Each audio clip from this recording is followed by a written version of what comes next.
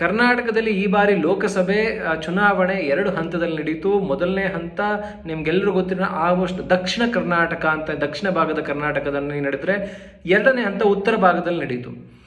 ಈ 2 ಹಂತಗಳ ಚುನಾವಣೆಯ ಟಿಕೆಟ್ ಹಂಚಿಕೆಯ ಪ್ರಕ್ರಿಯೆಯಿಂದ ನಾವು ಗಮನಿಸ್ತಾ ಹೋಗೋದಾದ್ರೆ, ಈ ಬಾರಿ ಟಿಕೆಟ್ ಹಂಚಿಕೆಯಲ್ಲಿ ಸ್ಪಷ್ಟವಾಗಿ ಕಾಣ್ತಾ ಇರತಕ್ಕಂಥದ್ದು ಯಡಿಯೂರಪ್ಪನವರ ಕೈ ಮೇಲ್ಗೈಯಾಗಿದೆ. ಯಡಿಯೂರಪ್ಪನವರ ಬಣಕ್ಕೆ ನಿಸ್ಸಂಶಯವಾಗಿ ಅದ್ಭುತವಾಗಿ ಟಿಕೆಟ್ಗಳು ಸಿಕ್ಕಿದೆ.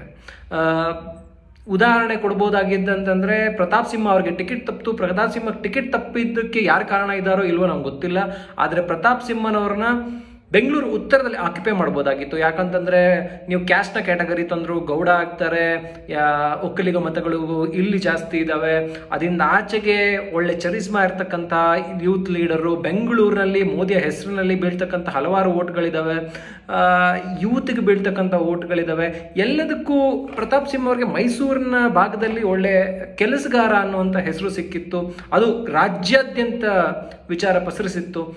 ಆ ಎಲ್ಲ ವಿಚಾರಗಳನ್ನ ಗಮನದಲ್ಲಿಟ್ಕೊಂಡು ಶೋಭಾ ಕರಂದ್ಲಾಜೆ ಅವರಿಗೆ ಕಂಪೇರ್ ಮಾಡಿದ್ರೆ ಪ್ರತಾಪ್ ಸಿಂಹ ಅವರಿಗೆ ಟಿಕೆಟ್ ಕೊಡಬಹುದಿತ್ತು.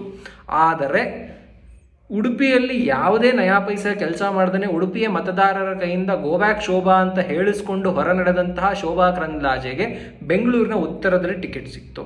ಇದು ಒಂದು ಉದಾಹರಣೆ ಅಷ್ಟೇ. ಇನ್ನು ಹಲವಾರು ಕ್ಷೇತ್ರಗಳಲ್ಲಿ ಹಲವಾರು ರೀತಿಯಲ್ಲಿ ಯಡಿಯೂರಪ್ಪನವರ ಇನ್ಫ್ಲೂಯೆನ್ಸ್ ಇರ್ತಕ್ಕಂಥದ್ದು, ಯಡಿಯೂರಪ್ಪನವರ ಕೈ ಮೇಲ್ಗೈಯಾಗಿರ್ತಕ್ಕಂಥದ್ದು ಸ್ಪಷ್ಟವಾಗಿ ಕಾಣ್ತಾ ಇದೆ. ಅದರಲ್ಲಿ ಯಾವುದೇ ಅನುಮಾನವಿಲ್ಲ. ಈ ಬಾರಿ ಸಂತೋಷ್ ಜಿ ಅವರಾಗಿರ್ಬೋದು, ಮತ್ತಿನ್ನ ಸಂಘದವರಾಗಿರ್ಬೋದು, ಅವರ ಅಷ್ಟು ಇನ್ಫ್ಲೂಯೆನ್ಸ್ಗಳು ಈ ಬಾರಿ ವರ್ಕ್ ಆಗಿಲ್ಲ.